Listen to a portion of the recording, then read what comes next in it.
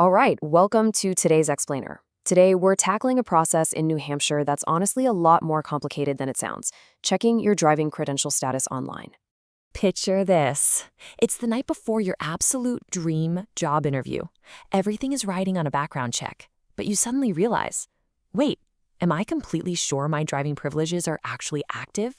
Maybe a piece of mail got lost, or a past ticket totally slipped your mind? Your job is literally at stake, and you need to verify those credentials right now.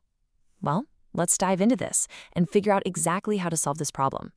To get you sorted, here is a quick look at our agenda as we map out New Hampshire's unique verification systems.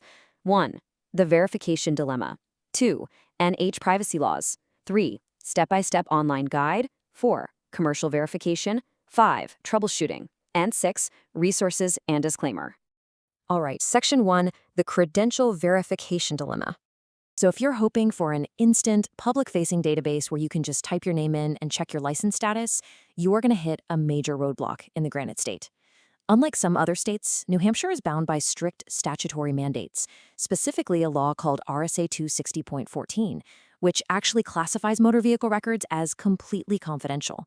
This is designed to shield your personal data from unrestricted public access to prevent identity theft. That means only a select group of permissible users, like law enforcement, specific government entities, insurance carriers, and you, the license holder, can actually get their hands on this data. Moving right along to Section 2, understanding NH privacy laws. Because of these incredibly strict privacy laws, checking your own status requires passing through highly secure, authenticated government transaction portals. This brilliantly illustrates a huge difference in process. See, while other jurisdictions might let you just hit a button for an immediate on-screen PDF download of your driving abstract, New Hampshire uses what's called process separation.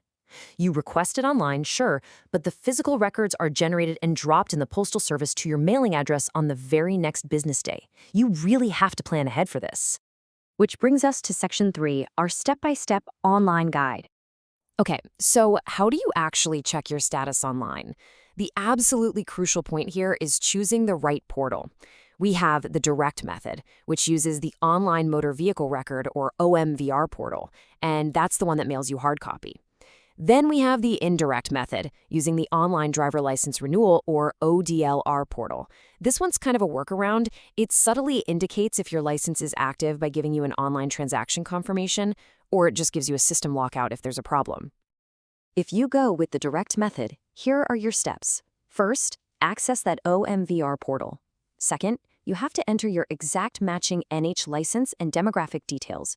And I do mean exact. The matching algorithm requires perfect alignment with the DMV's database. Otherwise, the system is going to reject your request outright. Third, you pay the administrative fee online. And fourth, you just wait for that physical mail delivery. And speaking of that fee, whether you are trying to secure a certified copy, a non-certified copy, or an insurance copy of your motor vehicle record through this direct request, it all requires a standard $15 administrative fee. Now, if you're a bit more old school and prefer or need to request your record by mail instead of the online portal, you are going to need the official Form DSMV 505 for motor vehicle records. You just print this out, fill it in, sign the certification box, and mail it directly to Concord along with that $15 payment. Alternatively, let's look at that indirect ODLR method. Utilizing this requires absolute precision. To even log in, you have to enter your credential identifier, which is your license number, along with your first and last name, a valid current issue date, an email address, and a phone number. Every single detail must perfectly match your current active ID. If the system actually lets you proceed, well, that is a very strong indicator that your credential is valid and active. However, there's a catch. You can't use this indirect renewal method to check your status if you fall into certain categories. For instance, you are ineligible if you are a senior who already renewed online last time, simply because New Hampshire only allows online renewal every other cycle. You're also ineligible if you're upgrading to a real ID for the first time, if you are a non-US citizen, if the DMV is missing a digital image of you on file, or if you require a road test. In those cases, you'll hit a wall and have to use the direct method instead. Let's shift gears a bit. Section 4, third-party commercial verification. So for fleet managers, insurance providers, and businesses conducting those urgent job interviews we talked about earlier, that personal OMVR portal simply isn't going to cut it.